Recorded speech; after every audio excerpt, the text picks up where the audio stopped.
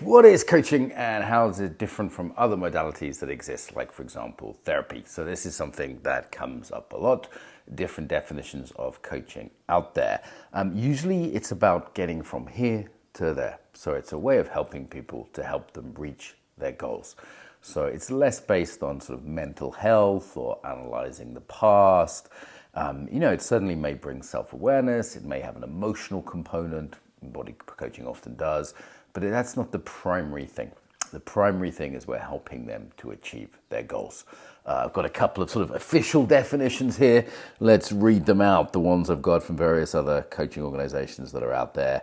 I think it's worth kind of looking at. This is a nice simple one from the Coaching Academy. Life coaching is the process of helping someone find the path between where they are now and where they want to be. Nice. Setting and achieving goals in areas of life. Could be different areas of life. So pretty straightforward. Let's see what ChatGPT says. Life coaching is professional, goal-orientated, process in which a trained coach helps the client identify and achieve personal or professional goals. Now, the key thing, people often worry about this. Unlike therapy, which deals with past trauma or mental health issues, so in body coaching, we're acknowledging trauma, we're trauma aware, but we're not trying to heal trauma. It's very much a learning modality as opposed to a healing modality. There's crossover between those two things. It's never totally simple. It's never that we never go to the past, but generally we're looking to the future, not the past. And generally we're in a learning process rather than a healing process. Right, structured conversation, yeah, so it's some structured conversation in coaching. I think that's fair enough. It's not just a chat. Yeah, there's also two clear roles in coaching. There's a coach and a coachee.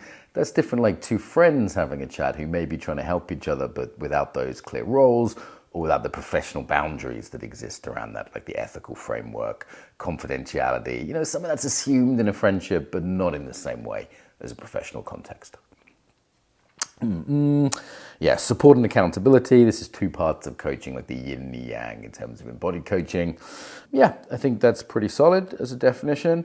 This one from Google. What is life coaching as opposed to therapy? Oh, everyone's terribly scared. What's happened is therapists have sort of bookmarked this area and said, this is our territory and it's very dangerous. And if you go near it, you're a bad person.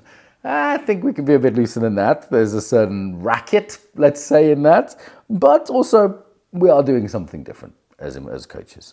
So, therapists focus on mental health and emotional healing, while a life coach focuses on setting and achieving goals. Yeah, Google pretty much agrees with me, I think.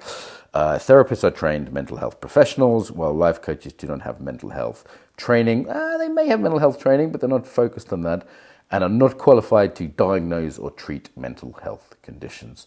Yeah, I agree. We're not diagnosing people. We're not in that business. Certainly one of the definite don't do's on this course ethically. We're not saying you have PTSD or you have ADHD or whatever. We're not in the diagnosis business. We're in the awareness and choice business. The awareness and choice business. Often this is complicated. So some forms of therapy, like some forms of CBT, for example, seem more like coaching.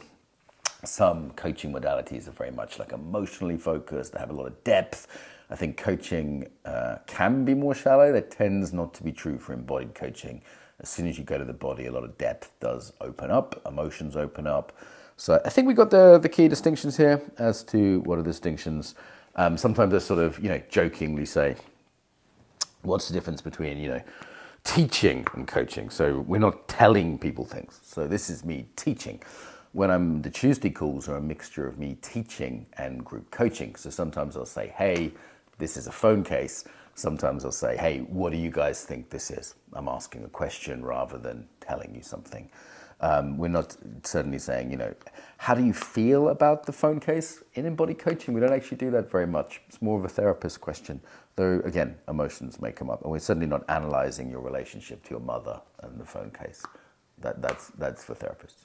Okay, so I hope that's clear.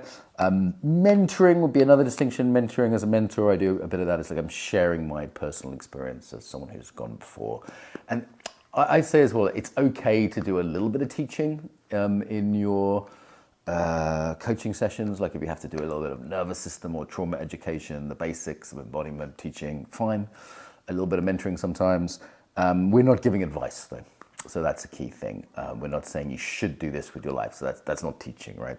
We're not saying dump this guy or leave this job. That's a definite no-no for us as coaches. So we're never telling people what to do in that sense.